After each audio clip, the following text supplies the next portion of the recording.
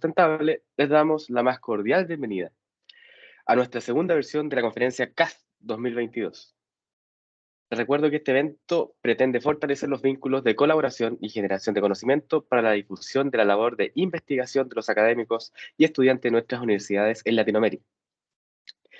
Saludamos de manera muy especial a las autoridades que nos acompañan, a nuestros académicos presentes y a todos los asistentes. Agradecemos especialmente el apoyo de la Universidad Católica Santa María la Antigua de Panamá, la Universidad Jorge Tadeo Lozano de Colombia, la Universidad de Lima en Perú y la Universidad Santo Tomás en Chile. A continuación, daremos inicio al segundo capítulo con las palabras de bienvenida de la doctora Bárbara Barrios de la Universidad Católica Santa María de Antigua Panamá. Muchas Buenos gracias, días Bárbara. a todos, a ti, Leonardo. Buenos días a todos. De parte del comité organizador, les damos la bienvenida para que nos acompañen en la segunda edición del Congreso América Sustentable. Este congreso ha sido organizado con el objetivo de fortalecer vínculos de colaboración y para la generación y difusión de conocimiento de los investigadores, académicos y estudiantes de las universidades latinoamericanas. El tema que se va a tratar este año es la contribución a la cooperación regional, a la innovación social y a la restauración del medio ambiente para el desarrollo sostenible en América Latina. Para esto, contaremos con la participación de relatores expertos de diferentes países, los cuales van a compartir exposiciones de interés que serán de provecho para nuestra región. Excelente jornada y nuevamente bienvenidos.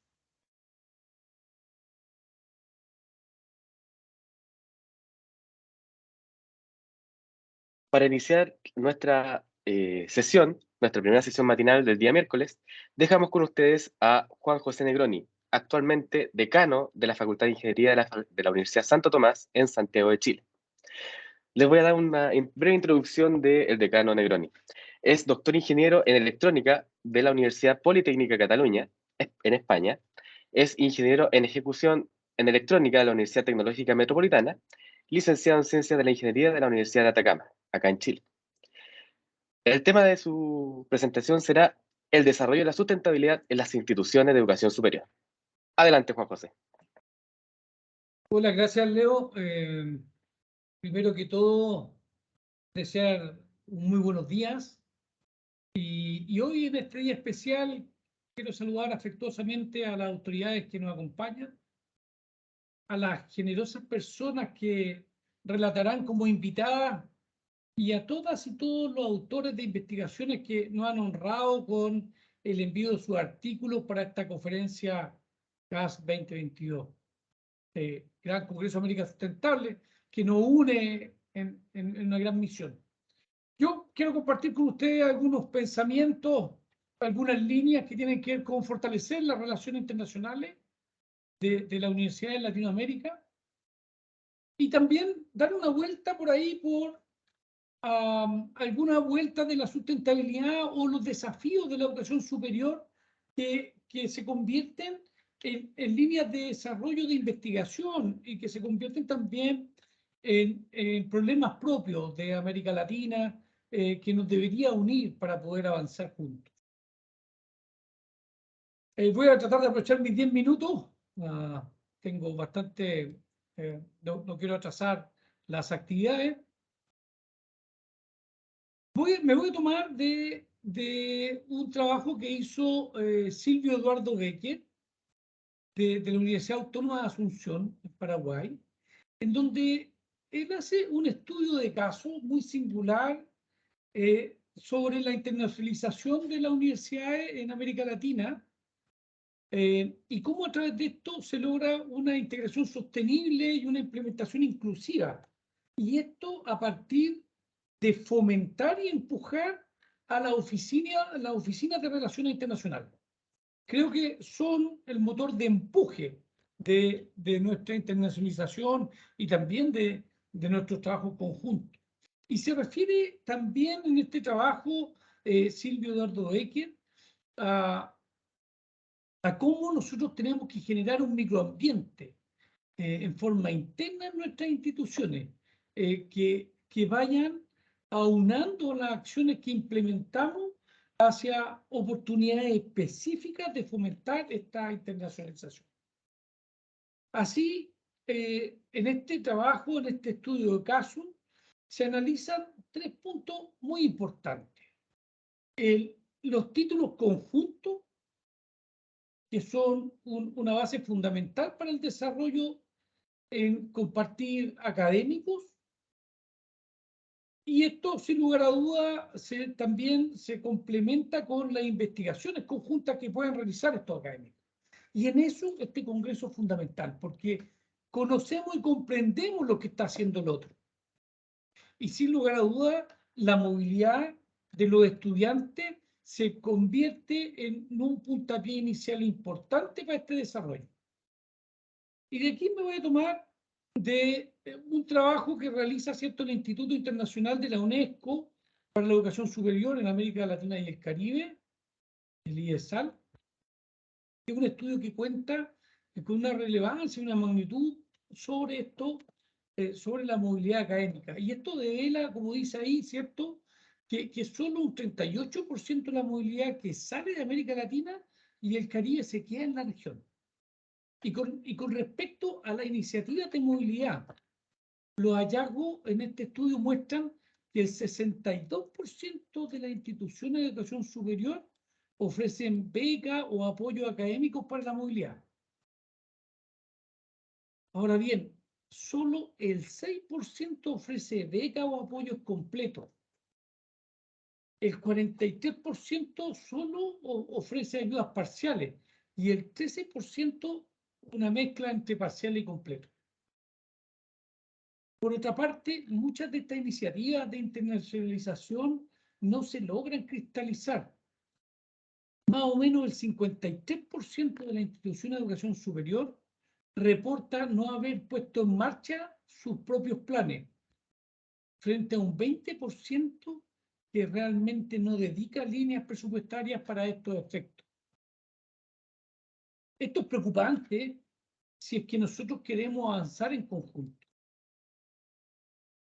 Cuando somos capaces de ver los desafíos de nuestra región en conjunto, cuando somos capaces de compartir las visiones y misión de nuestras naciones en torno a la investigación, aprovechando el capital científico técnico de nuestra academia, somos capaces de desarrollarnos. Nuestro capital científico técnico, por historia, ¿cierto?, está súper asociado a Europa, a Estados Unidos, provocando esto una pequeña desviación de las miradas hacia esos lugares y no enfocándonos en América Latina, donde quizás tenemos grandes desafíos. Y sin lugar a dudas, los desafíos de las universidades son muchos. Y me atrevería, yo voy a tratar de analizar 7 de estos desafíos para atreverme en esta oportunidad a situarlos como oportunidades de desarrollo conjunto en las diferentes áreas de perspectivas de la sustentabilidad y también de nuestro futuro. En este atrevimiento quiero colocar estos 7 puntos, ir analizándolos poco a poco junto a ustedes.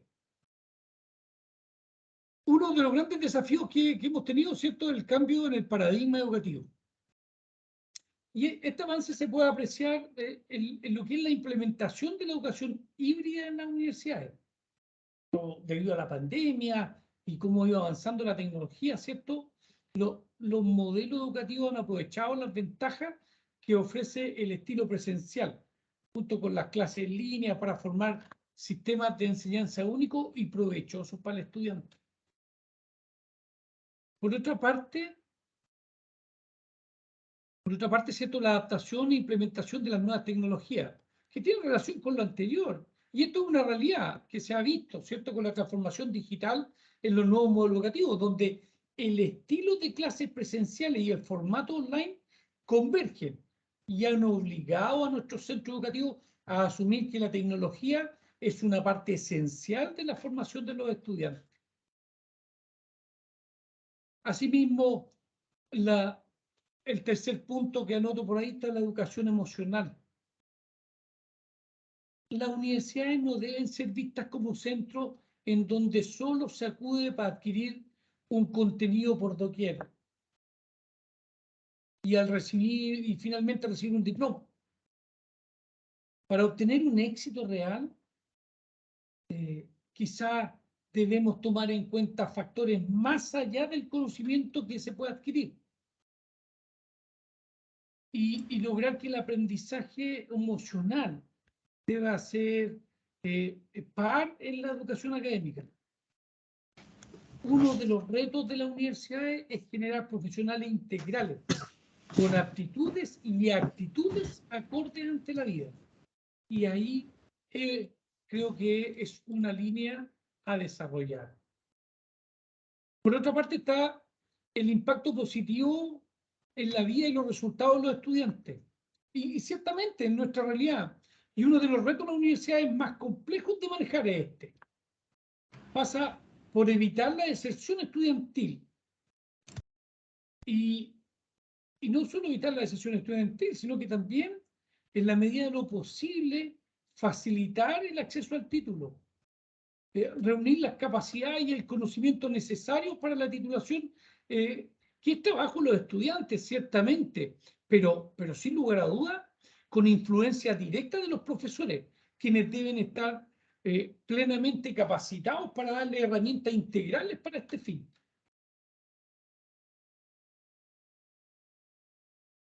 Otro de los puntos que tiene que ver con la experiencia educativa, ¿no? Que anoto ahí, que también es uno de los grandes retos de las universidades, pasa por personalizar la experiencia para el estudiante, tener una comunicación fluida con él y fomentar la atracción de alumnos potenciales a su recinto.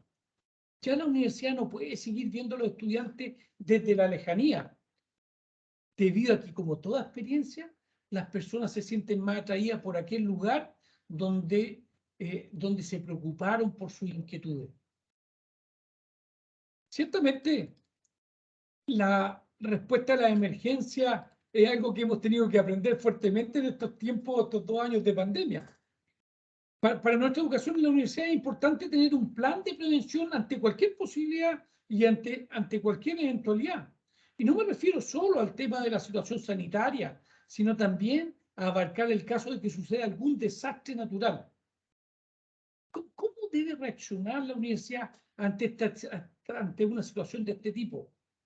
Una buena medida es quizá asegurar el cuidado de la información a través de respaldos confiables y sistemas preparados para soportar todo lo que conlleva el proceso educativo.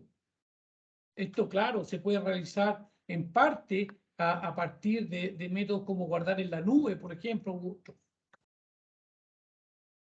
Y finalmente, quiero abordar el fomento a la creatividad en el aprendizaje. Ciertamente, entre estos retos de la universidad está el hecho de impulsar al estudiante a ser la mejor versión de sí mismo.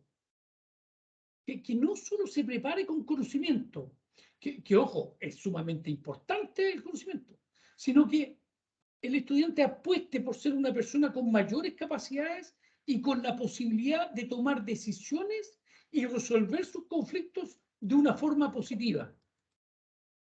Esto dado que la creatividad busca modificar patrones que tenemos muy arraigados en la educación.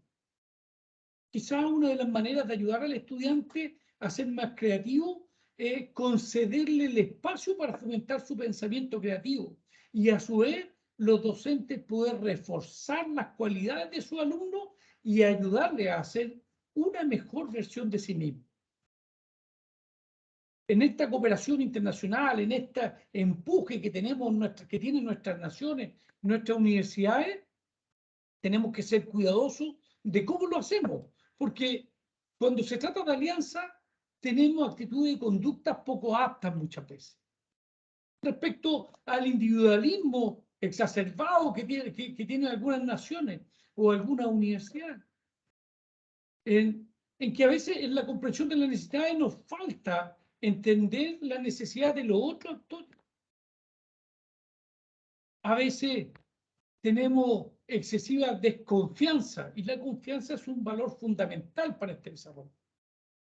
Y para la cooperación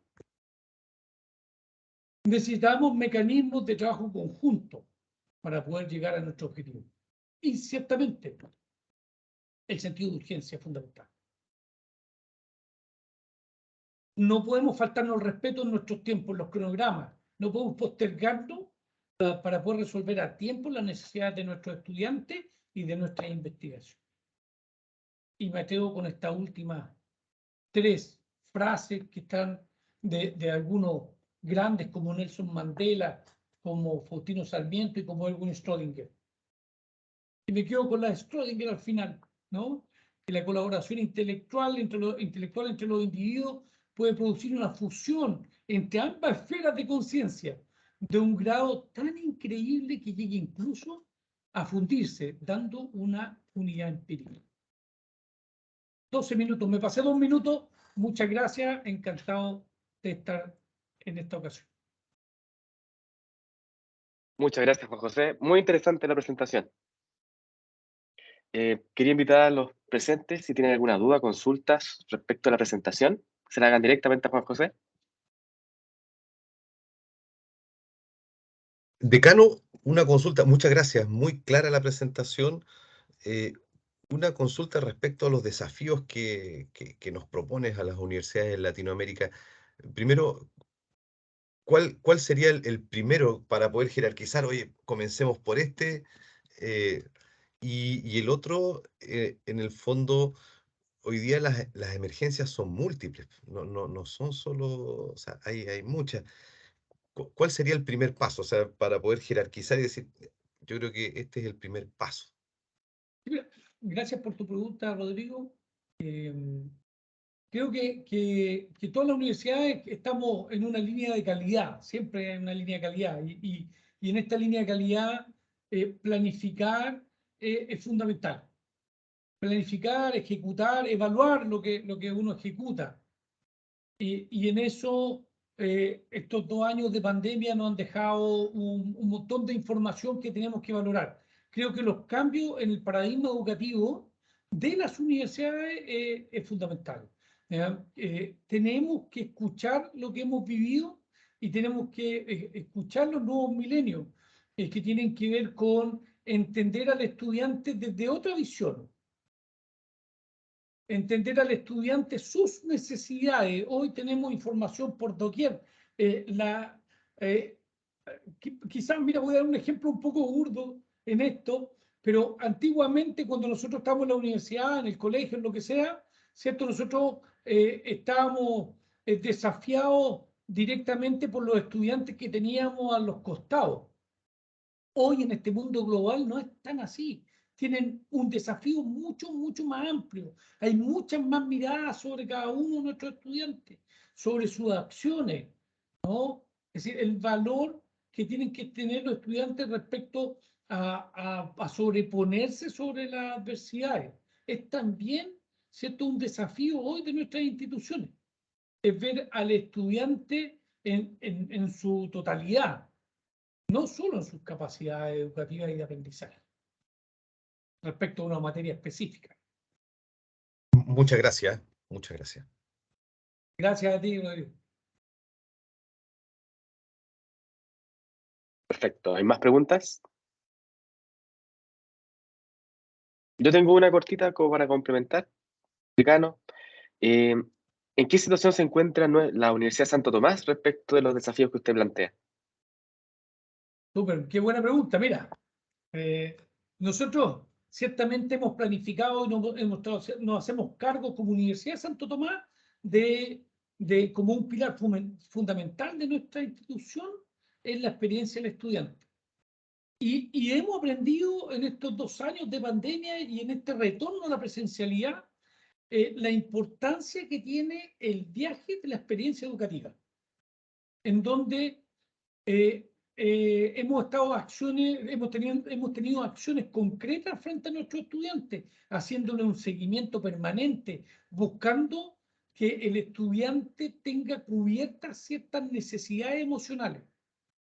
Y eso lo hemos logrado a partir de un seguimiento de cada uno de ellos y además, agregado a eso, nos hemos hecho cargo de complementar sus estudios y un apoyo a cada uno de ellos con un centro de apoyo educativo, donde ellos refuerzan, ¿cierto? Un centro de aprendizaje que refuerzan aquellas materias que tienen más débiles y también le ayuda a tener o buscar un impacto positivo en esta experiencia. Eso es algo que hemos estado fortaleciendo. Y además estamos con este cambio de paradigma educativo de ver cómo esta parte híbrida, el cómo podemos grabar las clases para que ellos lo tengan un poco más disponible y ocupar las tecnologías, ¿cierto? Tecnologías de la información de buena manera para poder darle un apoyo y un respaldo a los estudiantes en sus actividades educativas y tener a mano información real y veraz con referencias concretas para buscar y desarrollar sus asignaturas. Muchas gracias, Cano. Muchas gracias a ti.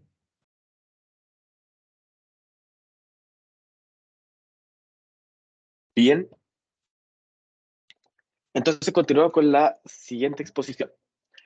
Esta exposición estará a cargo de la doctora Denise Álvarez y la doctora Magnolia Longo, ¿ya? La doctora Denise Álvarez es licenciada en bióloga y doctora en ciencias ambientales con mención en sistemas acuáticos continentales de la Universidad de Concepción. Y la doctora Magnolia Longo es bióloga de la Universidad del Cauca con estudios a nivel de posgrado de maestría en recursos hidrobiológicos continentales de la Universidad del Cauca y doctorado en biología de la Universidad de Antioquia. Ambas presentarán el tema Experiencia UTADEO-UST, colaboración por la sustentabilidad. ¿Cómo nos vinculamos para enfrentar desafíos del cambio global en torno a la sustentabilidad? Adelante, Denise Magnolia. Muchas gracias. Vale, gracias. Vamos a cambiamos acá. Ya. Estamos ok, ¿cierto? Sí. Sí. Ya. Buenos días a todos quienes están presentes en esta sesión. Agradecemos también la invitación y la organización de este congreso que nos permite en el fondo mostrar algunas acciones y experiencias justamente de lo que hemos estado haciendo entre las universidades en convenio. Hicimos una pequeña modificación del título justamente porque quisimos acotarlo un poco al curso que venimos finalizando hace unas semanas atrás, para mostrarle un poco las experiencias y las oportunidades que se generaron a través de esta vinculación interuniversitaria. Y en ese sentido, el trabajo lo titulamos Conservación de sistemas dulceacuícolas y uso sustentable del agua. Todo esto también definido en el contexto del cambio climático. Magnolia no va a poder estar presente hoy día, pero de todas maneras este fue un trabajo conjunto, como les comentaba, de un curso que realizamos en octubre.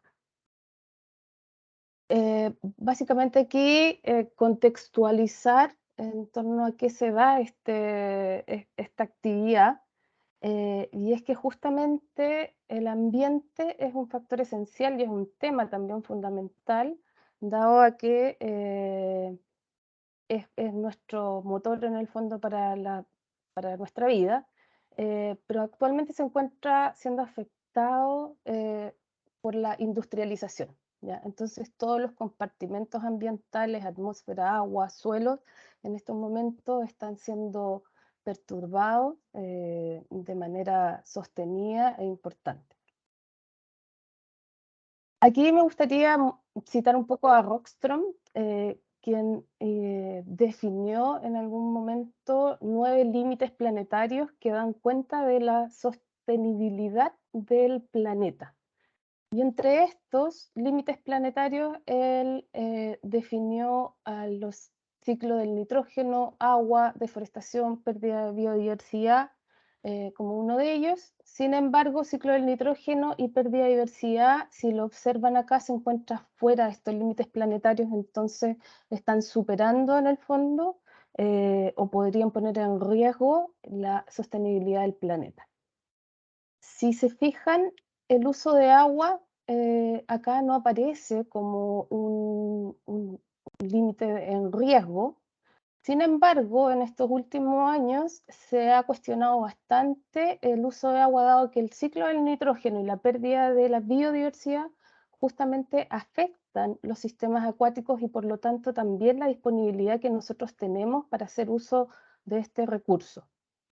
En ese sentido, entonces, ya en estos últimos años se ha planteado reestructurar estos límites planetarios considerando las interacciones que tiene el agua en sus distintos compartimentos, ya sea aguas subterráneas, superficiales, el agua que se encuentra también en la atmósfera. En ese sentido, y considerando también que uno de los objetivos de desarrollo sostenible se orientan a garantizar la disponibilidad de agua y su gestión sostenible y saneamiento para todos, es que la sustentabilidad de los recursos hídricos se enfoca principalmente en que todos tengamos acceso a ella en una buena calidad y en ello tiene que estar incluidos también los ecosistemas. Acá es importante entonces también comenzar a entender el concepto de seguridad hídrica, ¿ya? Que básicamente está relacionado a la capacidad que tiene la sociedad de disponer de suficiente agua y que esté en buena calidad, que es lo más importante también. Entonces, frente a este concepto es que surgen 5 dimensiones, una de ellas que está asociada a la parte económica. En el fondo lo que busca es que el agua sea suficiente para sustentar actividades como la agricultura, la economía, la energía. Otra dimensión que aborda la seguridad hídrica climática, sobre todo en este contexto de cambio climático. Otro que busca o se orienta hacia la seguridad hídrica urbana, la seguridad hídrica doméstica, apuntando obviamente a las actividades humanas. Y una muy importante, que es la que vamos a conversar acá, está relacionada a la seguridad hídrica ambiental, que se enfoca en el fondo en la capacidad de preservar ambientes que están asociados al agua, entre ellos ríos, lagos, embalses y acuíferos. A nivel mundial, Latinoamérica tiene la ventaja de que cuenta con una disponibilidad de agua que no lo hace estar en los límites vulnerables en el fondo, ¿ya? En general. Y también tenemos la ventaja de que mucha de esta agua, más del 80% de esta agua, se encuentra en una buena calidad, ¿ya? Lo cual nos permite entonces poder trabajar en nuestras actividades y también hacer uso de ella a través del consumo. Sin embargo, los sistemas acuáticos a nivel mundial se ven enfrentados a diversas amenazas que se han ido incrementando en estos últimos tiempos y que se encuentran asociadas al cambio climático y problemas de sequía, ¿cierto? A la presencia de especies invasoras, enfermedades infecciosas, bloom de algas nocivas como cianobacterias, a la expansión de las hidroeléctricas, a contaminantes emergentes y también a la salinización, ¿ya? Entonces nos estamos viendo enfrentados a todos estos problemas que van un poco perturbando y siendo vulnerables. Ahora, las soluciones a todas estas presiones que están asociadas a la cantidad y a la calidad de agua son consideradas principalmente abordadas desde una perspectiva desde la ingeniería, ¿ya? ¿Qué es lo que se hace cuando queremos preservar un sistema como un río o un lago? Por ejemplo, se enfoca mucho en mantener los caudales ecológicos. En generar escaleras para peces, de manera que no se genere que una central hidroeléctrica, por ejemplo, no bloquee el traslado de diversas comunidades de peces, o simplemente la eliminación de presas, ¿sí? Poco entonces se habla del rol de los ecosistemas como capital natural o a través de o por sus servicios ecosistémicos. Ahora, desde un punto de vista utilitario, estos conceptos son un poco criticados en términos de que el ecosistema dulceacuícola no se ve como en su contexto integral, considerando todos los elementos que involucra.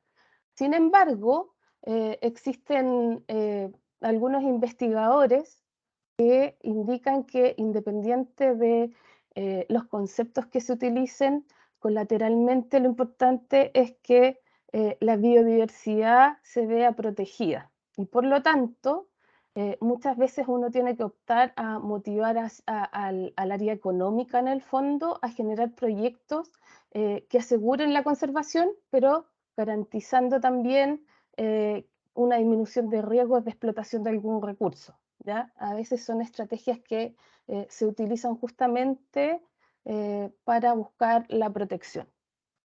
No obstante, desde un punto de vista ecológico, los sistemas acuáticos tienen diversas, a lo largo de su trayectoria espacial en el fondo, tienen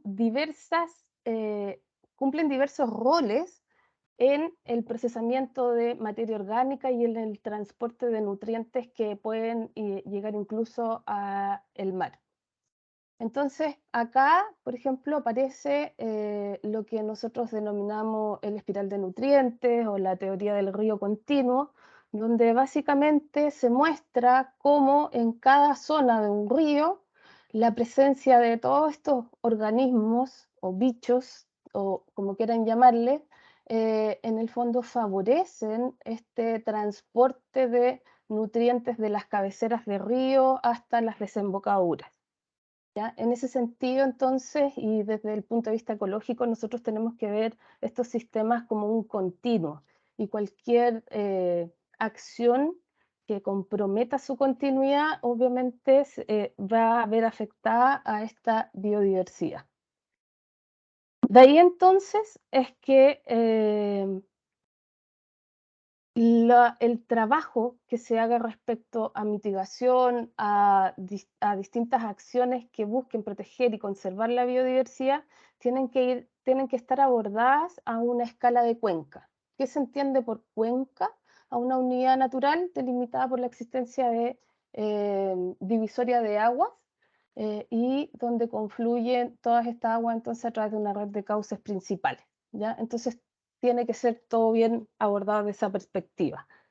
Tenemos en nuestra Latinoamérica grandes cuencas hídricas, entre ellas está la del Amazonas, donde existe actualmente una organización que trabaja en función de la protección y de la sustentabilidad de esta cuenca, pero también se requieren estructuras de organizaciones transnacionales que abran oportunidades hacia la hidrodiplomacia y a la colaboración científica.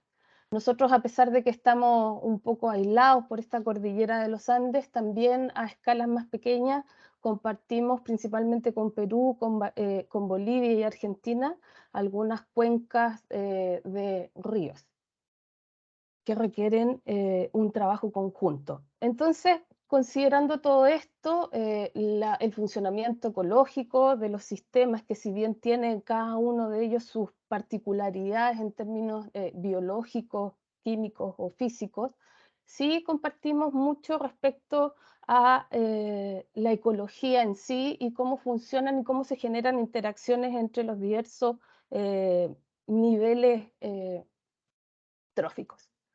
Y en ese sentido, y un poco apuntando hacia una actividad que se hizo hace más de 2 años con la Universidad de Tadeo Lozano, en un networking organizado por la Dirección de Proyectos Internacionales, es que se comenzó a trabajar en una alianza con un grupo de limnólogos en la Universidad de Tadeo, que finalizó o se concretó en un curso con el doctorado en Conservación y Gestión de la Biodiversidad de la Universidad de Santo Tomás, junto con el doctorado en Ciencias Ambientales y Sostenibilidad y la maestría en Ciencias Ambientales de la Universidad Tadeo Lozano, para llevar a cabo este curso denominado Bases para el Estudio de Sistemas Acuáticos Continentales del Neotrópico.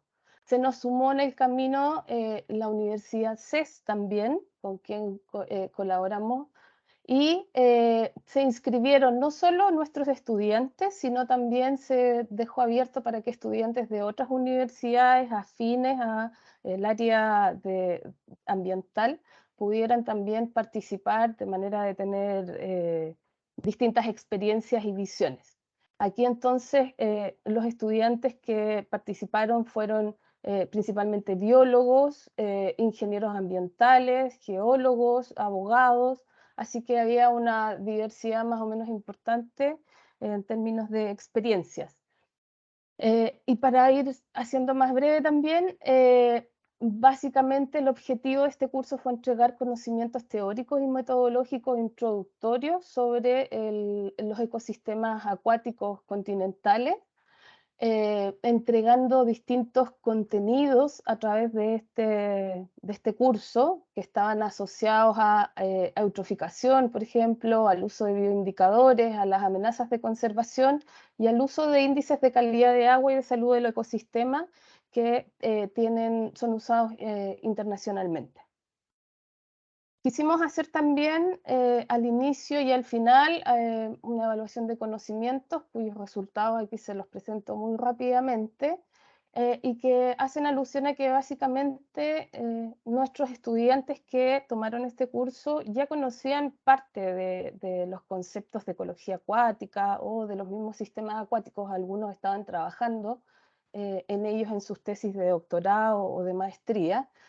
Por lo tanto, el 61% de los estudiantes buscaba más bien profundizar o actualizar los conceptos, los cuales fueron, por lo menos acá están algunos conceptos clave, se cumplió con este objetivo.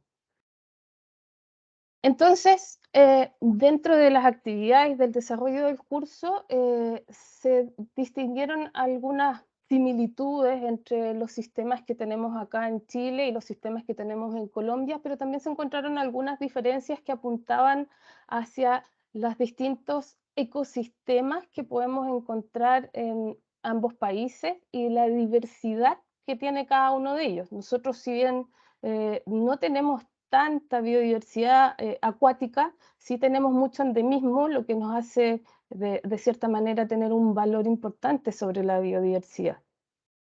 Otra de las diferencias que se encontraron fueron respecto a las definiciones técnicas normativas asociadas a la calidad de agua, y aquí apuntamos principalmente a que nosotros tenemos un instrumento que son las normas secundarias de calidad de agua, que son específicas para cada sistema acuático y apuntan un poco a las particularidades que tiene cada sistema.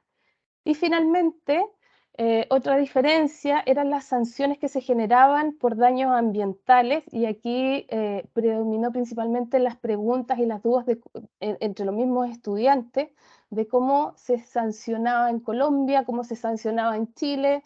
En Colombia se apuntaba, por ejemplo, se mencionaban sanciones de tipo de trabajo comunitario. Entonces, durante el transcurso de esta asignatura se fueron dando también otras aristas que están asociadas a los perfiles que traían los estudiantes. Y para terminar, ya que me pasé un poco, básicamente dejar el mensaje que este curso abrió un espacio de intercambio de realidades tanto de estudiantes, pero también de nosotros los académicos que participamos en este curso, en torno al agua y a la biodiversidad. Y esto en el fondo fue favorable porque además apoyó los procesos de enseñanza-aprendizaje de nuestros estudiantes, nos hizo visibilizar vacíos del conocimiento que podían traer nuestros estudiantes y también que teníamos nosotros dentro de nuestras propias disciplinas, y por otro lado promovió el espacio a desarrollar nuevas acciones de cooperación para la investigación en torno a los ecosistemas acuáticos. Vale, y finalmente terminar con que la conservación de sistemas acuáticos es clave para el equilibrio del planeta y lo seguirá siendo. Por lo tanto, temas de cambio climático en torno al agua y el agua en sí misma van a continuar siendo temas claves también para el desarrollo sostenible. Eso sería mi presentación.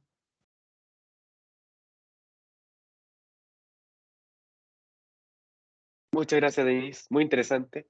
Me interesa bastante porque yo trabajo en contaminante emergente, así que Ah, es maravilloso. bastante ad hoc. Sí. Súper. Pregunta del público, por favor.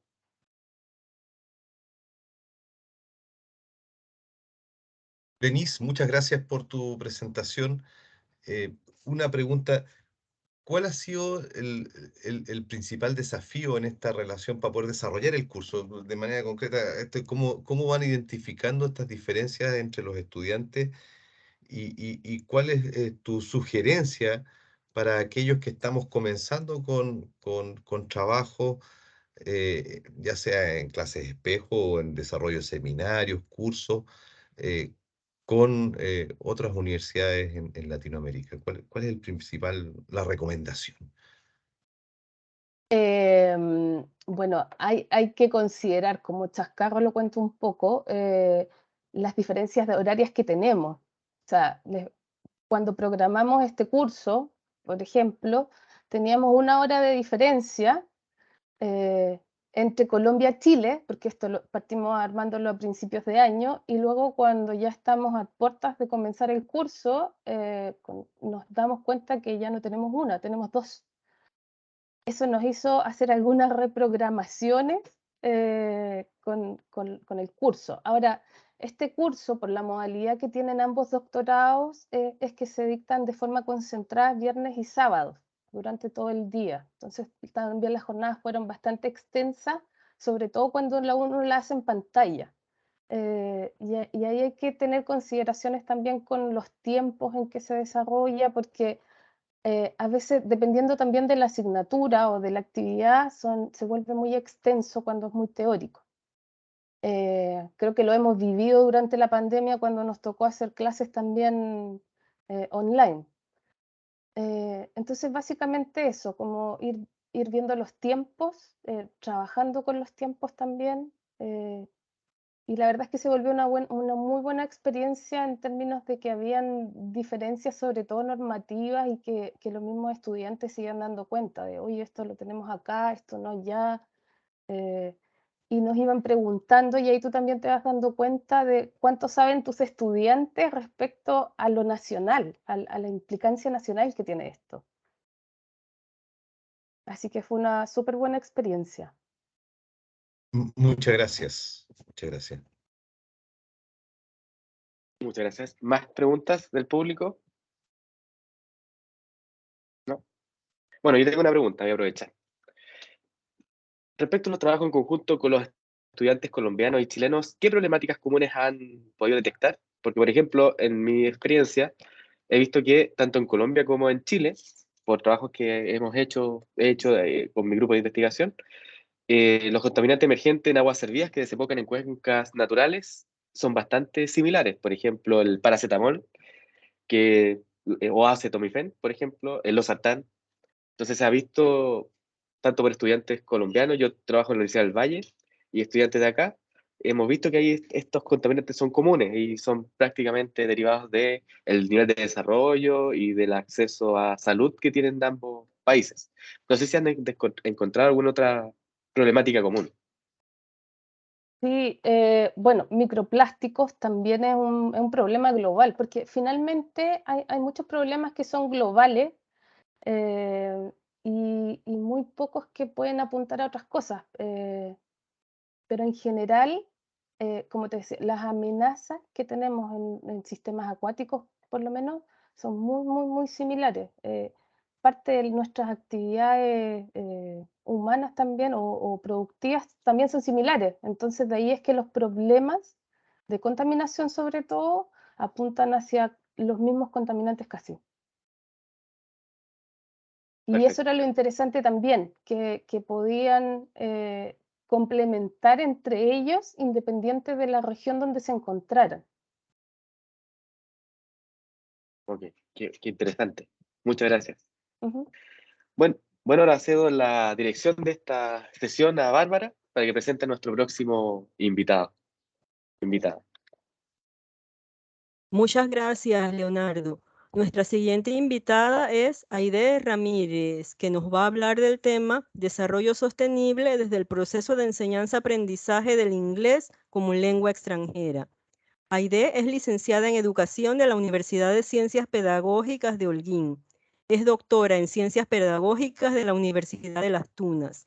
Actualmente es docente investigadora en la carrera Pedagogía de los Idiomas Nacionales y Extranjeros en la Pontificia Universidad Católica del Ecuador, sede Esmeraldas. Es miembro activo del Comité Organizador y Científico del Tercer Congreso Internacional de Didáctica de la Lengua Inglesa. Adelante, Aide. Muy buenos días, ¿me escuchan? Sin problemas. Es un honor para mí que me hayan invitado a esta conferencia. He tenido el gusto de explorar la temática que creo que es emergente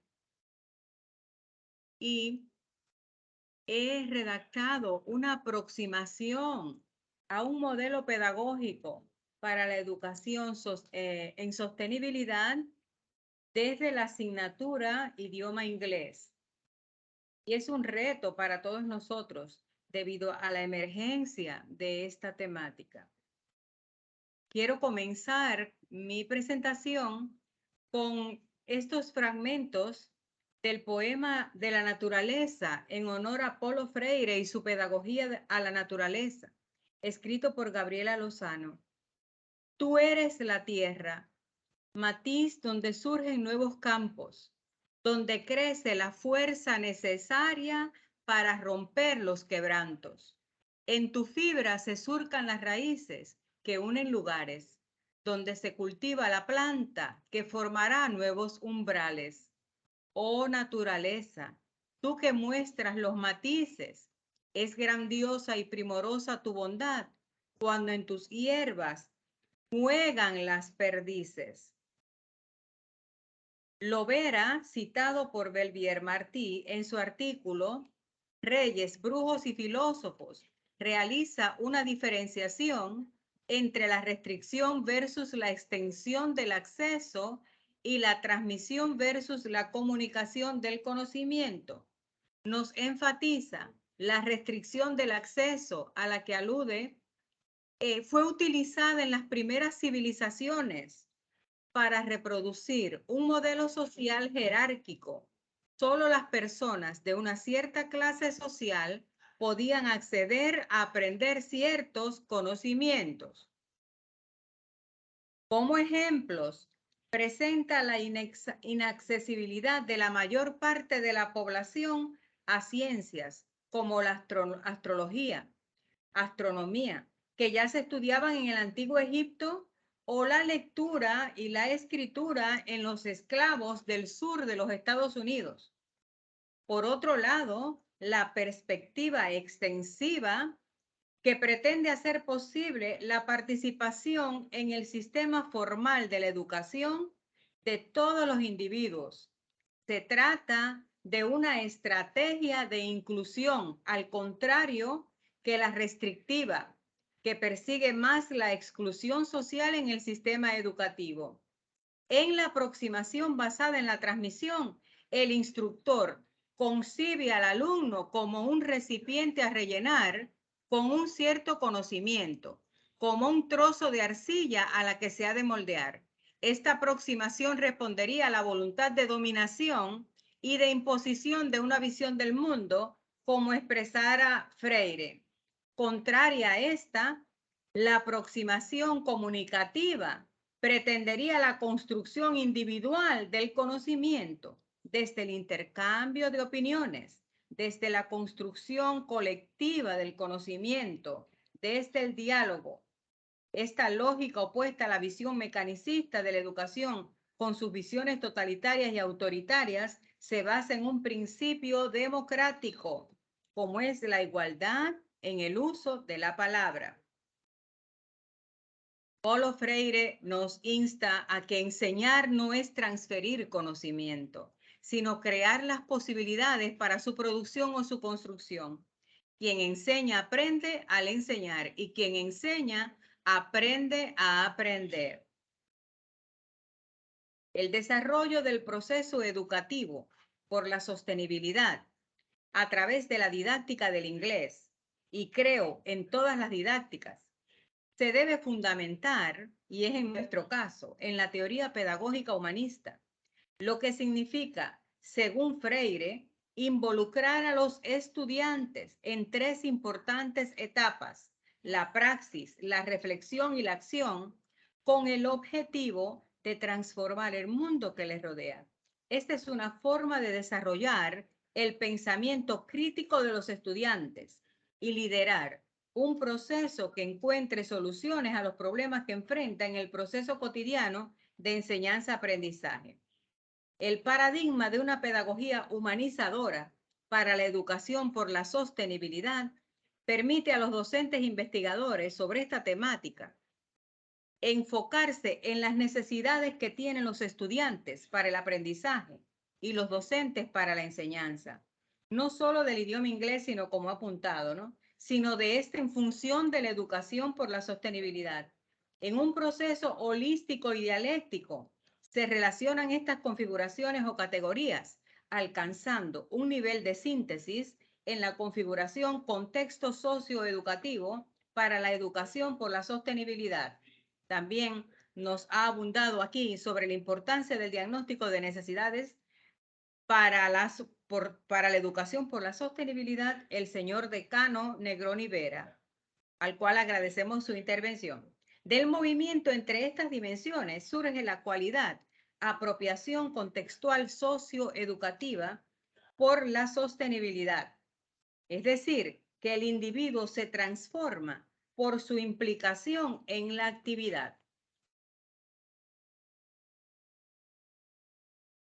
No podemos dejar a un lado el movimiento necesario de 2 importantes categorías o configuraciones que en este mismo proceso concurren y se relacionan entre sí, que tienen que ver con el compromiso, el amor y la compasión. Valores, fuerza para actuar. La compasión que conjuga la empatía y la comprensión que deben tener todos los docentes hacia su labor y hacia los estudiantes, que les permita diseñar y desarrollar una intervención metodológica estratégica encaminada al accionar en favor de la educación por la sostenibilidad. La interacción de estas configuraciones adquieren un nivel de síntesis en esa modificación que ocurre en el contexto socioeducativo para una educación por la sostenibilidad. De esta interacción dinámica emerge la cualidad, intervención contextual socioeducativa por la sostenibilidad. Esta tarea no puede ser un lema que mecánicamente llevemos a cabo, sino que necesita de la concientización del personal administrativo y docente, de toda la comunidad educativa, que con mucha pasión, amor, compromiso y compasión decidan hacer el cambio. Un cambio que requiere un proceso continuo y sistemático, un accionar con el interés de cambiar a las personas, de transformarlas. Y esto es emergente, pero toma tiempo. Solo este compromiso y este accionar creativo, basado en las necesidades, en la reflexión sobre la acción y la reflexión sobre la acción reflexiva, hará posible la labor educativa, interconectada con los agentes que actúan por lograr el cambio. Los protagonistas de este proceso educativo, que son todos, como he apuntado, todos los miembros de la comunidad educativa, todos responsabilizados con esta gran tarea social. La interacción entre estas configuraciones, compromiso, amor, compasión, y la necesaria intervención metodológica estratégica para la educación por la sostenibilidad alcanza otro nivel de síntesis en la configuración accionar de la comunidad educativa por la sostenibilidad. De este movimiento holístico, dinámico, dialéctico, surge una cualidad que es la transformación contextual socioeducativa por la sostenibilidad. Este proceso de educación por la sostenibilidad lo organizamos en la PUCESE, en la Pontificia Universidad Católica del Ecuador, sede Esmeraldas, en la carrera Pedagogía de los Idiomas Nacionales y Extranjeros, desde la investigación educativa en la didáctica del inglés, adentrándonos en un proceso investigativo en los centros educativos de la provincia de Esmeraldas, tanto urbanos como rurales, donde se parte de un diagnóstico de las necesidades de aprendizaje del idioma inglés, así como las necesidades metodológicas para la enseñanza de este idioma, porque para lograr un proceso democrático humanista, donde el centro del aprendizaje lo constituye el aprendiz, es necesario partir de lo que los estudiantes necesitan aprender. Y para ello se necesita también saber lo que necesita el docente para enseñar. Nosotros estamos planteando en este momento una dirección de la preparación por la sostenibilidad social a través del desarrollo que obtiene el ser humano, el hombre como ser social, a través del aprendizaje del inglés como lengua extranjera, como lengua internacional de comunicación, para formar a este hombre como ser social. ¿Qué beneficios aporta al estudiante el idioma inglés para su educación por la sostenibilidad? A partir del dominio del inglés como lengua internacional de comunicación, podemos lograr la interactuación con el mundo desarrollado también, y conocer a través del intercambio comunicativo, académico y científico, adquirir un dominio sobre la temática de la sostenibilidad, lo que hace al hombre una mejor persona, con más conocimiento, por lo tanto, mayor desarrollo cognitivo y compromiso afectivo, logrando el hombre un desarrollo cognitivo, afectivo, axiológico y un desarrollo del pensamiento crítico. El intercambio social contribuye al desarrollo del pensamiento. Este proceso es sustentado por la teoría sociocultural de Vygotsky. Contribuye a un desarrollo del pensamiento crítico sustentado por Freire y otros investigadores sociales. A través de la mediación en los procesos de enseñanza-aprendizaje, con el diseño y puesta en práctica de estrategias y metodologías innovadoras, los estudiantes cruzan la zona de desarrollo próximo y logran aprendizajes potenciales, duraderos, por cuanto sólidos y por tanto transformadores. El dominio del idioma inglés como lengua internacional de comunicación desarrolla al hombre como ser social, mejora su contexto socioeducativo y lo convierte en un ser capaz, no solo de ser transformado, sino de transformar su contexto social.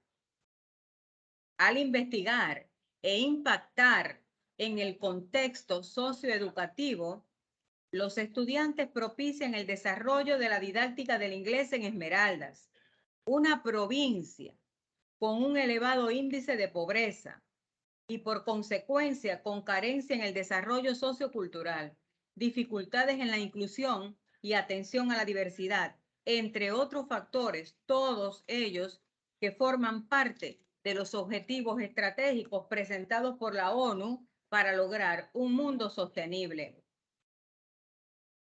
A través de la investigación formativa, los estudiantes de la carrera Pedagogía de los Idiomas Nacionales y Extranjeros de la PUCESE intervienen en el sistema educativo para mejorar al hombre como ser social.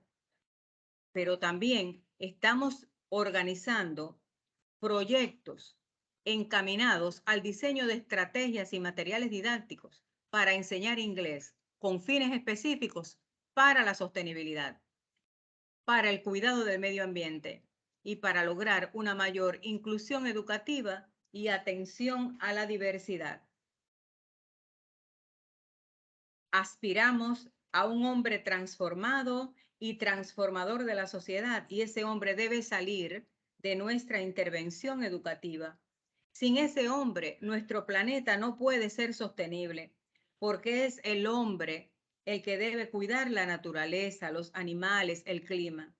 Cada hombre debe cuidar al otro hombre. Solo él, como ser racional, podrá contribuir a la perpetuación de nuestra América, del mundo. Unámonos en nuestra consagración por una América sostenible. Hacemos un llamado en este momento al trabajo mancomunado de docentes e investigadores en nuestro continente por una educación transformadora que permita la sostenibilidad de nuestra América. En su ensayo Nuestra América, José Martí, prócer de la independencia de Cuba, afirmó: es la hora del recuento y de la marcha unida, y hemos de andar en cuadro apretado como la plata en las raíces de los Andes. Muchas gracias. Esta es mi presentación. Gracias a usted, profesora, por su excelente disertación. Quedamos abiertos ahora para preguntas del público. Aide, Aide, muchas Sí, gracias. Muchas gracias por tu excelente presentación. Muy buena síntesis. sí, Y creo que es lo más difícil de estos eventos, ¿no? Hacer una síntesis de tantas cosas. muy buena síntesis, muchas gracias. Y desde este modelo de la pedagogía más orgánica, o sea, un modelo de una visión holística, esa orgánica, en el fondo, ¿cuál crees tú que es el principal desafío para nosotros, los académicos, para el profesor? Porque son muchos los que interactúan en este modelo, pero pensando en la responsabilidad y qué cambios, porque hay una brecha, o sea, yo veo el modelo y qué cambios tiene que hacer el académico, el profesor en su rol actual. ¿En qué situación ves tú que estamos?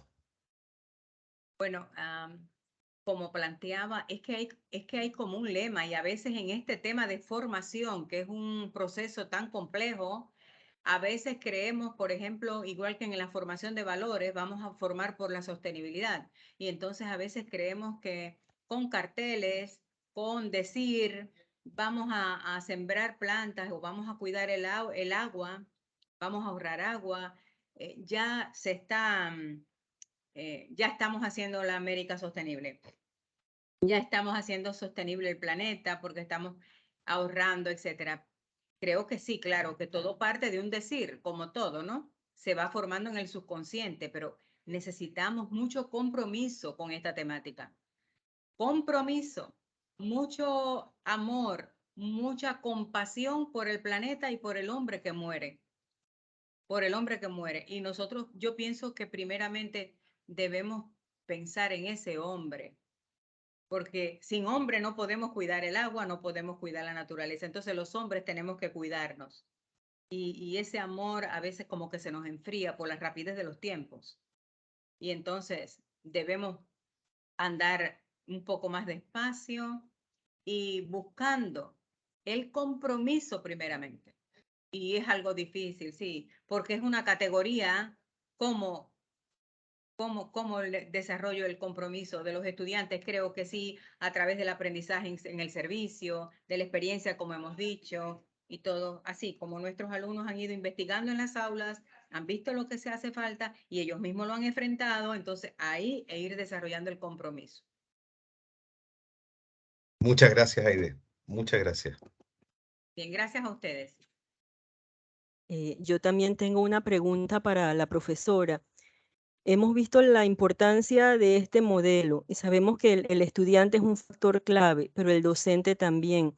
¿Cómo recomendaría usted que se puede concienciar a los docentes para que tomen conciencia y desarrollen este modelo junto con los estudiantes?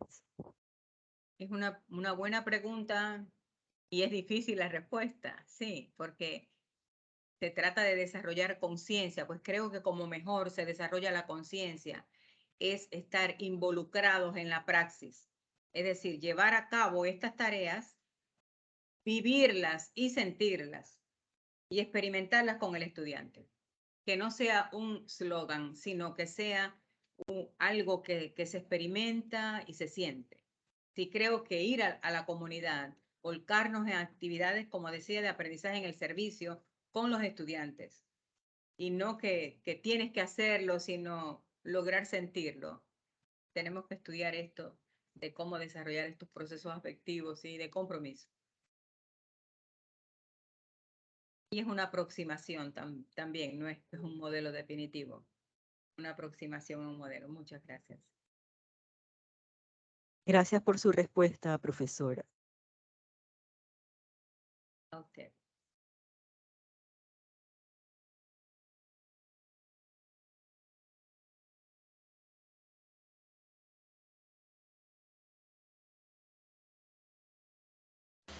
Para- Rodrigo, ¿me sigue? Sí, Bárbara, dale. Perfecto. Para finalizar la sesión de la mañana, los vamos a dejar con Sara Nicolei, quien va a exponer el tema Una visión del desarrollo sustentable para las políticas públicas y la cooperación internacional, programa de Hayas. Sara Nicolei es politóloga egresada de la Universidad de los Andes de Mérida. Tiene una maestría en gerencia pública, IESA, una maestría en negocios internacionales de la UIP en Ciudad de Panamá y una maestría en cooperación internacional y ayuda humanitaria del Instituto Calú en España. Ha trabajado por 10 años en el sector público y en el sector humanitario a través de cooperación técnica entre la OPS y el MINSA Panamá, Save the Children como gerente de operaciones y actualmente es la responsable del programa de Hayas en Panamá. Por favor, Sara, quedamos con su exposición.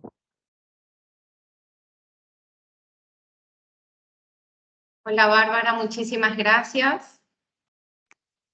Bueno, buenos días. De verdad me uno a las palabras de bienvenida de todos los panelistas y desde el Hayas agradecer la invitación a este congreso que de verdad es súper importante desde el punto de vista académico y pues conocer un poquito qué hacemos para lograr cambios sostenibles en nuestros países. Yo les quiero hablar un poquito de Hayas e intentaré enlazarlo con esta presentación que intentaré hilarlo con esta presentación que Juan Pablo, Denise y Aide han tenido la oportunidad de brindarnos en esta mañana. Por favor, me avisan si pueden ver la pantalla, me parece que sí. Sí, se ve sin problemas. Muchas gracias. Bueno, déjenme chequear si podemos ver este videíto, video bastante corto.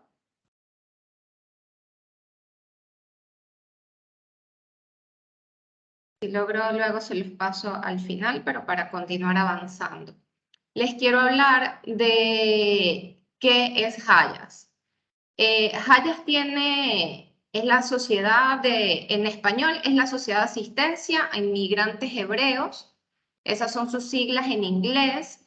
Hayas nace en Estados Unidos hace aproximadamente 100 años con la intención de trabajar por y para las personas más vulnerables, para migrantes y para refugiados, intentando reunificar y dignificar además sus vidas y las de sus familias en busca de espacios más seguros y de libertad. Entonces es un trabajo bastante holístico el que se hace desde Hayas por y para este tipo de personas. ¿Con qué población trabaja Hayas? Bueno, con refugiados reconocidos, con solicitantes de la condición de refugio, con migrantes en estado de vulnerabilidad y con personas que tienen otra necesidad de protección internacional. Hayas tiene 10 años aquí en Panamá haciendo trabajo en contexto urbano y en contexto de campo, específicamente en Darién y Chiriquí. Entonces, bueno, mi presentación está más dirigida a qué es lo que hacemos y qué estamos haciendo actualmente en campo, pero aquí la quiero hilar primero con un tema súper importante del que hablaba Juan José. Él hablaba del tema de la movilidad académica y efectivamente estos movimientos migratorios mixtos, de una u otra manera, generan una fuga de cerebro importante de sus países de orígenes. Entonces, una de las razones es también generar o ver cómo se apoya en el tema de políticas públicas de cada uno de nuestros estados donde llegan estas personas con la intención de integrarlos en el ámbito de empleo, en la academia, porque bueno, es importante contar con personas preparadas y que apoyen de una u otra forma al desarrollo y sostenibilidad económica de nuestros países. Y otro punto también súper importante con el que quisiera hilarlo era con el que hablaba Denise acerca de que bueno, primero de que las emergencias son muchas, creo que esto lo decía Juan José, las emergencias son muchas y diversas. Y efectivamente, desde hace unos 4 o 5 años, la emergencia en temas migratorios ha sido bastante fuerte en nuestros países de Latinoamérica, producto de crisis o explosiones políticas, económicas y sociales desde los países de origen de las personas que están migrando.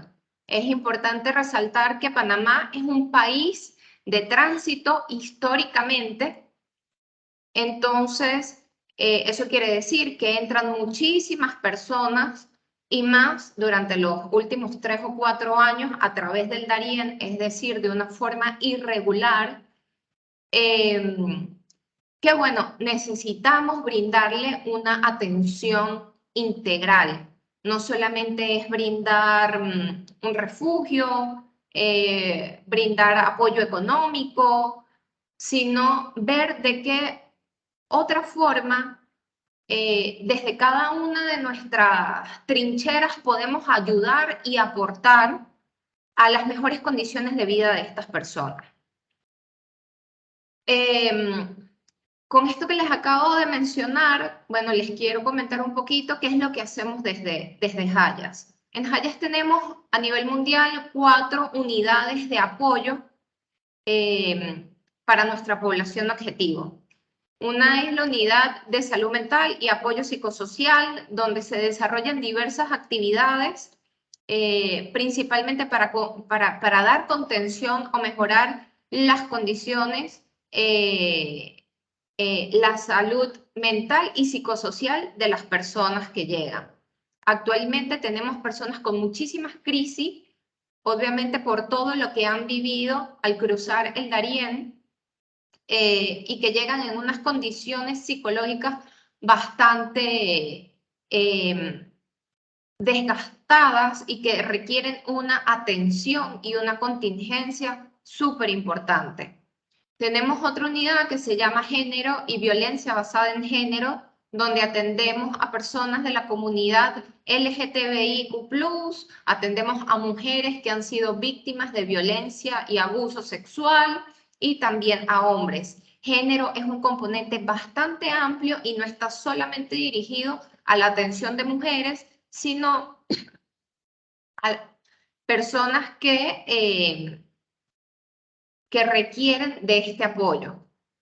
Tenemos un componente de protección legal y protección comunitaria, desde donde brindamos asesoría y orientación en términos de protección legal y acceso a derechos. Y el otro componente es el de inclusión económica, donde luego de la persona estar estable mental, psicológicamente y haber cubierto necesidades básicas, pueden ser incluidos en nuestro componente o en nuestra unidad de inclusión económica, donde se toman, tienen educación financiera, actividades económicas que estamos, por ejemplo, en este momento realizando con el BID, el Banco de Desarrollo Interamericano, con bancos y empresa privada como Banesco, por ejemplo, pero aquí es súper importante, para que estas personas puedan ingresar en este componente, deben tener otras condiciones cubiertas para que los recursos o, por ejemplo, el capital semilla que se le puede brindar en este componente no sea utilizado o desviado para cubrir necesidades básicas como alimentación, salud, educación. Aquí es importante hablar de qué es una persona refugiada. Según la Convención de Ginebra sobre el Estatuto de Refugiados de 1951, una persona refugiada es aquella persona que bajo temores infundados de persecución por razones de raza, de religión, de género, de nacionalidad, opiniones políticas, tiene que salir de su país de origen de manera forzada. Es muy diferente a una persona, a un migrante. Un migrante lo hace de manera voluntaria y un desplazado, y existen migrantes locales y migrantes internacionales. Un migrante local es aquella persona que se desplaza dentro de su propio país, de una provincia o de una región a otra. Y un migrante internacional es aquella persona que tiene que salir de su país o sale de su país de origen de manera voluntaria, por razones académicas, por razones laborales, con la intención de mejorar sus condiciones de vida. Y una tercera definición que es importante tener en cuenta es la de desplazados. Los desplazados ocurre solo dentro de su país de origen y responde también a motivos de persecución interna. Es decir, un ejemplo en Colombia es el caso de paramilitares que hacen que poblaciones de comunidades campesinas tengan que salir de su lugar de origen y desplazarse a la ciudad o a otra región porque donde se encuentran no tienen seguridad en sus vidas. Les piden vacunas, tienen persecución de sus familias, de violencia, son víctimas de violencia. Entonces son tres definiciones que son o considero muy importante tener en cuenta. Un refugiado, un migrante y un desplazado. Son tres conceptos diferentes. Volvemos otra vez al perfil de personas con necesidades de protección internacional.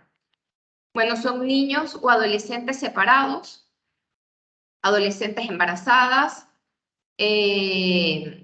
personas apátridas, son personas que no tienen reconocimiento de su país, es decir, no pertenecen a ningún país, víctimas de tortura, personas con enfermedades significativas o terminales que afectan su calidad de vida, personas con perfil de refugiado, miembros de minorías étnicas, sexuales o religiosas, víctimas de trata y tráfico humano, entre otros o muchos más perfiles. En este momento yo les quiero comentar un poco de qué es la situación que se viene dando aquí en Panamá en el contexto de movimientos migratorios mixtos.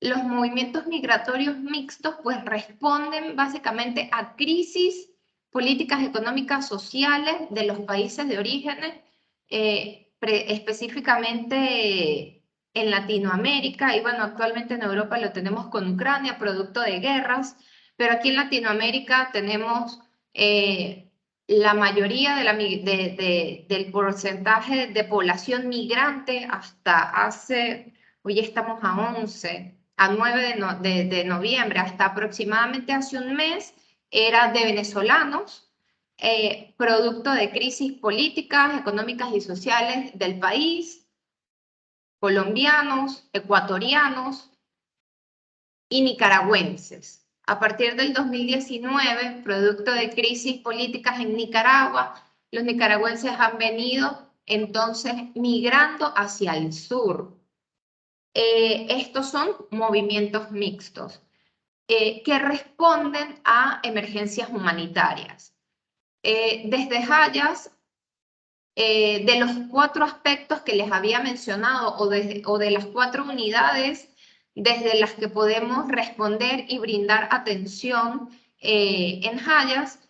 En temas de respuesta humanitaria contamos solamente con 3. Con protección legal, con apoyo en salud mental y psicosocial y con mitigación de la respuesta a la violencia basada en género. Ustedes se pueden preguntar que por qué no incluimos a la unidad de inclusión económica en este tipo de respuesta. Y es precisamente porque las personas que llegan a través de estos movimientos mixtos son personas con muchas necesidades, personas vulnerables, que lo que requieren es justamente cubrir sus necesidades básicas. Nosotros no podemos incorporarlo hasta que no estén estables en sus condiciones físicas, mentales, de alimentación, de salud y educativas, a el componente de inclusión económica. Porque puede ocurrir que se le brinde capital semilla y esta persona tome ese dinero justamente para cubrir necesidades básicas o simplemente, como ha ocurrido también, continúe su tránsito hacia otro país. Entonces, desde el enfoque de género en campo, se hacen distribuciones de kits de dignidad. Estos kits de dignidad pues están compuestos o se arman de acuerdo a las necesidades que en campo o en terreno se identifiquen.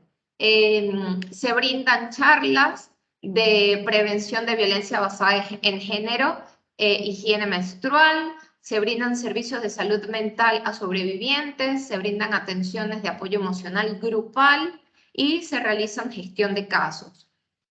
Una gestión de casos es el acompañamiento y la referencia de casos de víctimas de violencia basada en género a las instituciones correspondientes del Estado, que son quienes deben brindar respuesta y atención en estos temas. Desde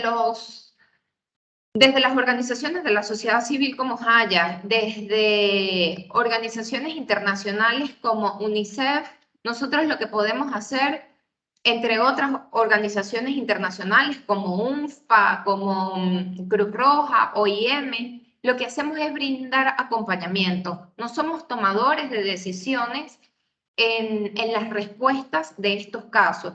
Lo que podemos es estar brindando seguimiento, acompañamiento a la víctima sin revictimizarla y que sea el Estado quien se encargue de brindar bajo sus estatutos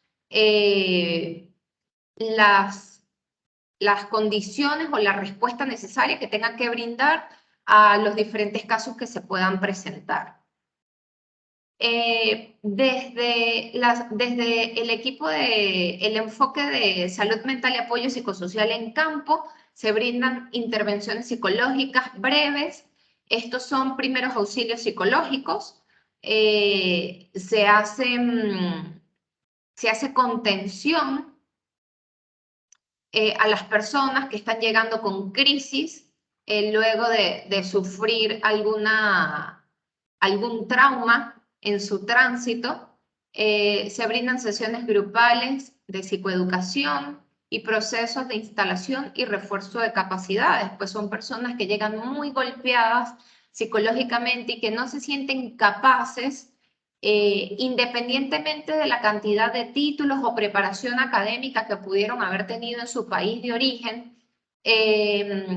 Son traumas tan fuertes que estas personas llegan con una necesidad de poder reforzar su autoestima. Tenemos desde el enfoque de protección legal, se brinda orientación en la ruta, es decir, el lugar donde se encuentran, la llegada, los tiempos, los costos de los viajes. Se brinda información sobre el tema de acceso a servicios. El hecho de que una persona migrante o refugiada salga de su país de origen y llegue a otro país no significa que pierde sus derechos. Todo lo contrario, nosotros nos basamos en la Carta de los Derechos humanos, universales, donde todas las personas tienen derecho a la educación, a la salud, al libre tránsito. Y aquí es importante hacer una acotación, porque la gente siempre pregunta, oye, ¿cómo hago para trabajar? Pues al final eso es lo que la gente quiere, poder sostenerse por sí misma. Y aquí sí nos tenemos que apegar a las políticas de cada estado. Por ejemplo, en Panamá, si eres extranjero, necesitas un permiso de trabajo y una residencia para poder ingresar al campo laboral. Pero ello no quiere decir que no puedas tener acceso a la salud pública, a la educación pública y al libre tránsito. Y también se brinda orientación sobre procesos legales, es decir, a dónde puedo ir y solicitar refugio, cuál es la institución que me puede orientar o que me puede ayudar y apoyar a legalizarme, a legalizar mi estatus migratorio. Y también cuáles son los institutos o entes del Estado encargados de recibir denuncias de abuso, acoso, robos, hurtos, ¿a dónde me puedo dirigir en caso de que necesite colocar una denuncia o una queja específica? En este mapa que les presento, es un mapa de Panamá, donde observamos todo lo que es el flujo migratorio mixto, desde donde llegan o cuáles son los puntos donde llegan en Darién. La provincia de Darién es la que observamos en rosado. Los migrantes llegan a 2 puntos específicos luego de cruzar la selva saliendo desde Necoclí, en Colombia. Llegan a 2 puntos específicos, uno es Bajo Chiquito y otro es Cananmembrillo. Y a partir de allí, bueno, comienza todo un proceso con el apoyo de Senafront y de Migración y de otras organizaciones internacionales, hasta 2 estaciones de recepción migratoria, una ubicada en San Vicente y otra ubicada en Lajas Blancas. Luego, en estos 2 puntos, las personas con orientación del Servicio Nacional de Migración toman un autobús que los va a cruzar, por eso se llama un flujo migratorio controlado, por todo el país hasta llegar al otro punto de color lila, que es la provincia de Chiriquí, aquí en Panamá, frontera con Costa Rica, y los llevan a la otra estación de recepción migratoria que se llama Los Planes de Hualaca. Allí las personas,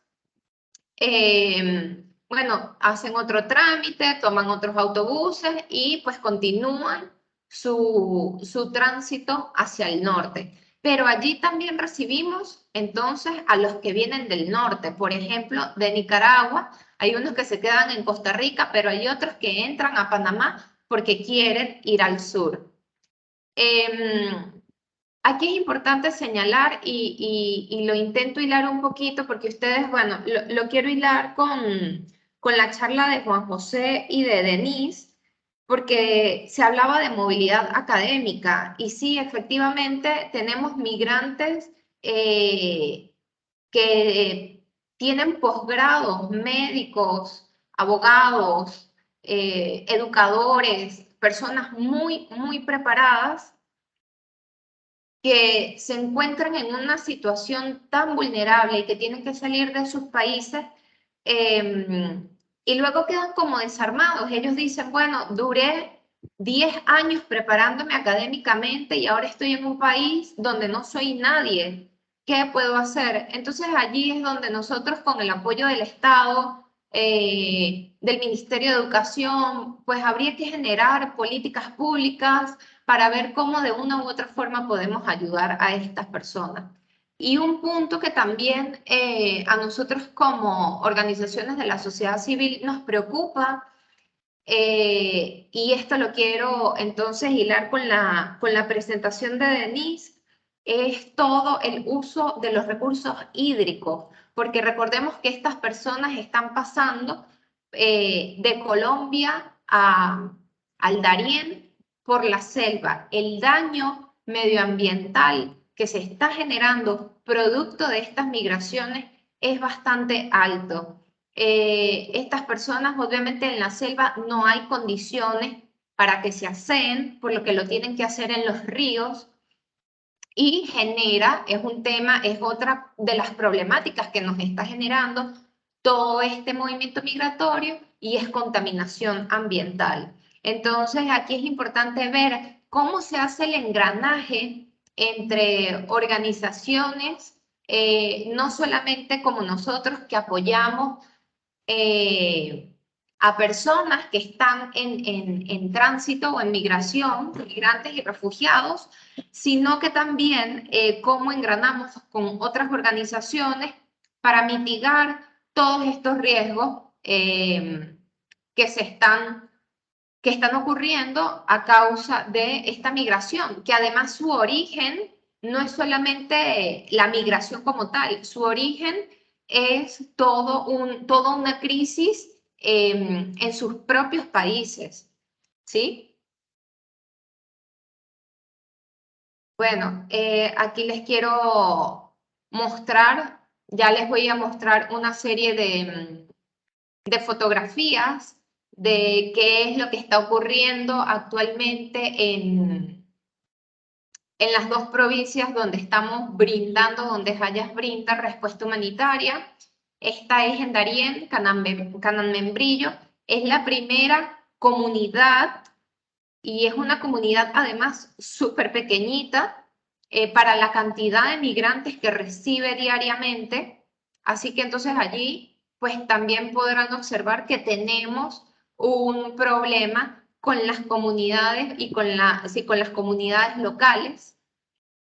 ¿Por qué? Porque hay un choque cultural, hay personas que no hablan el mismo idioma, entonces allí también lo unimos con la importancia del inglés en todo esto. Nos están llegando muchísimas personas en este momento de Haití que no hablan español, nos llegan personas de Afganistán, de Egipto. Entonces, bueno, es un choque cultural bastante importante con comunidades locales que principalmente son indígenas.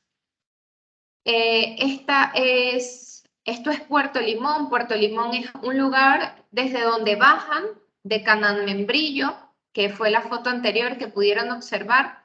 Llegan a Cananmembrillo y luego deben tomar una piragua como estas que ven en la foto y hacer un recorrido de 4 horas hasta llegar a tierra firme como tal. Ya luego de Puerto Limón tienen que hacer otro trayecto para salir de allí por vía terrestre a través de unos vehículos que el Servicio Nacional de Fronteras, Senafron, que pertenece al Estado panameño, los apoya para sacarlos de allí, porque además las condiciones, las vías, pues son rurales, no son vías asfaltadas, son caminos rurales súper estrechos, con condiciones climáticas bastante hostiles, muchísimas lluvias, y no puede entrar cualquier tipo de vehículo pues a sacar a estas personas de Puerto Limón, por ejemplo, que es uno de los puntos a donde llegan en tierra firme. Esta es una de nuestras carpas en la estación de recepción migratoria San Vicente. En esta carpa, nuestra compañera Andrea es la técnico en género y violencia basada en género, quien brinda talleres de higiene menstrual, les brinda charlas, kits de dignidad para el aseo de mujeres, niñas, adolescentes, pues que necesitan atención en este tema. Creo que este mapa es el mismo anterior, que se repite.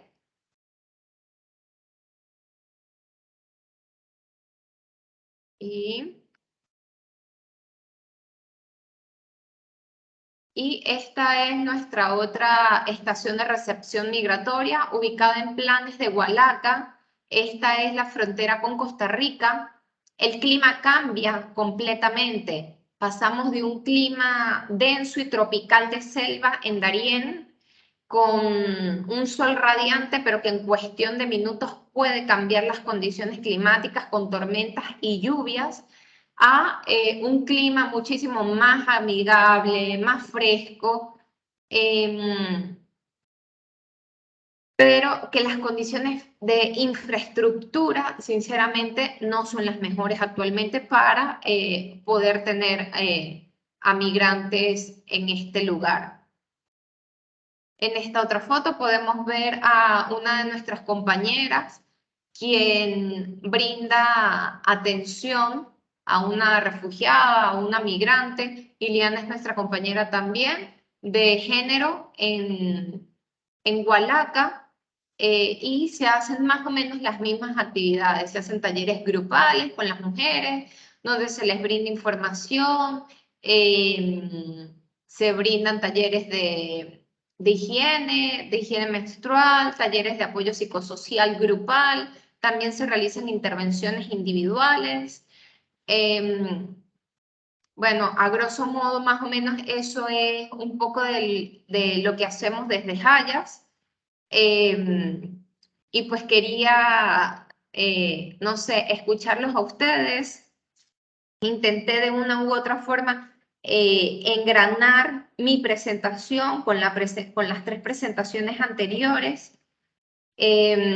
Aquí es súper importante y me uno a las palabras de cada uno de ustedes, a los desafíos, a la empatía, además, que hay que tener para lograr dar una respuesta efectiva y segura que de una u otra forma afecta cada uno de estos componentes de los que hemos hablado anteriormente. Así que bueno, muchísimas gracias. Gracias a ti, Sara. Excelente exposición y quedamos ahora abiertos para preguntas. Muchas gracias, Sara. Muy buena presentación. Y nos damos cuenta cómo es un problema que también vivimos acá en Chile, ¿eh? Sobre todo en la zona norte de nuestro país. Tenemos un corredor a través de la comuna de Colchane hacia Antofagasta, Iquique, que cada vez crece más la corriente migratoria. Es un problema extremadamente complejo, tiene multivariados. Las razones por las que están estos migrantes acá quizás no vale mucho profundizarlas, pero sí el desafío nuestro, cómo cómo integramos a nuestra comunidad, a estas nuevas comunidades que podemos transformar y que sean aporte también en nuestra sociedad. ¿Cuál crees tú que es el tema, el punto inicial de articulación entre la universidad en su rol en la social y el Estado, en las instituciones del Estado? ¿Qué es lo que está faltando para que la universidad pueda participar activamente en estos procesos? Sí, bueno, Rodrigo, yo creo que falta un poquito de organización, de entender que estos no son respuestas aisladas las que tenemos que dar. Desde la academia yo considero que hay un trabajo importante que se puede hacer y que, bueno, afortunadamente nosotros tenemos un convenio aquí con la USMA, donde intentamos de una u otra forma mantener vivo ese espacio de conocimiento, no solamente a la academia es nuestro puente con instituciones del Estado que nos permitan dar a conocer qué es lo que está ocurriendo actualmente con todos estos temas. Hace poco tuvimos la oportunidad de brindar un seminario, por ejemplo, en el tema específico de acceso a derechos. Esa es una de las unidades de las 4 en las que interviene transversalmente Hayas. Entonces, fue un seminario bastante importante. Contamos con la participación de muchísimas instituciones del Estado que de una u otra forma brindan respuesta a todo este tema migratorio. Tuvimos personal del MINSA, tuvimos personal de migración, de Senafrón, de el AMPIME. El AMPIME se preguntaba, oye, pero si yo veo son temas económicos, ¿qué hago yo aquí? Entonces, cuando se fue desarrollando toda la dinámica del seminario, ellos cayeron en cuenta de que sí, pues es importante también cómo generamos una política pública que permita a estas personas integrarse al ámbito laboral, porque son personas que, por ejemplo, han vendido todo en sus países de origen. Llegan sin dinero y ellos no quieren ser una carga más para el Estado. Nosotros tampoco somos una organización asistencialista que les vamos a estar brindando dinero, porque es que tampoco contamos con ello. Entonces ellos preguntan, bueno, ¿de qué manera yo me puedo integrar laboralmente pues al campo aquí en Panamá, por ejemplo? Yo hablo por el contexto panameño, que es donde estoy, y es bastante complejo, porque entonces sí se le permite el libre tránsito, sí tienen acceso a la salud, a la educación, pero es que ya va, ¿cómo mantengo a una familia si no estoy trabajando? Entonces, allí es importante el nexo que hay que hacer, el engranaje, buscar soluciones en conjunto y, bueno, desde la academia, pues apoyar también en la creación, no sé, de las diferentes facultades, las facultades de economía, las facultades de derecho, en creación de dinámicas para generar políticas públicas que de una u otra manera respondan a cubrir estas necesidades. Muchas gracias, Sara.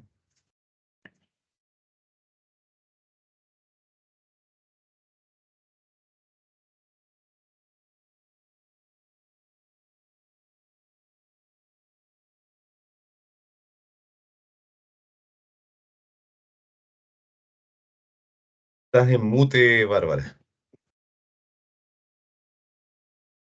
Perdonen. Les decía que tenemos un enlace para la evaluación del Congreso, el cual está disponible en la página web de América Sustentable, www.americasustentable.org, y también el enlace va a estar disponible en el chat de esta sesión. Les damos las gracias por su participación y los invitamos a que nos sigan acompañando esta tarde. Muchas gracias.